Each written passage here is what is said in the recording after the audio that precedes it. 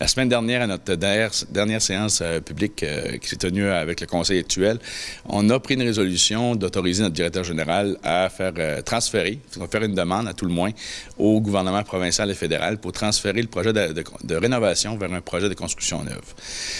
On a fait faire des études par une firme d'architectes qui nous amenait au même coût de projet. Donc, il y avait un coût de projet d'identifié à 8 150 000.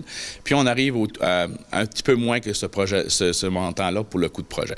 Donc, il faut se rappeler aussi que l'ARENA, on a déposé une demande d'aide financière au Fonds Petite Collectivité, qui est un programme fédéral-provincial, qui paye aux 2/3, en fin de compte, le coût de construction de l'infrastructure. Puis, dans les discussions qu'on avait eues avec les différents paliers gouvernementaux, il ne devrait pas avoir de problématique d'aller pour le même montant vers une construction neuve. Ça devrait être acceptable et accepté de la part des différents paliers.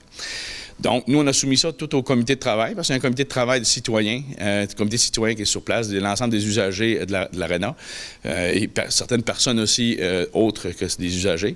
Puis, le comité était favorable à ce qu'on poursuive vers une demande de transférer vers la construction neuve. Donc, il y a une logique quand même à tout ça.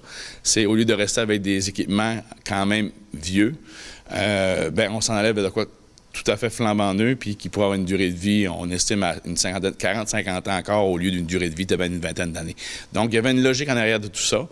Puis aussi, on a eu une belle comparaison. En fait, il y a un beau projet qui s'est réalisé dans la baie des Chaleurs à Passaibiac pour un montant équivalent à 8 200 000. Donc, pour nous, ce serait une infrastructure un petit peu moindre que ce que Passaibiac actuellement, en termes de superficie et d'espace. Donc, on devrait arriver à ce qu'on s'attend à des prix inférieurs à 8 millions.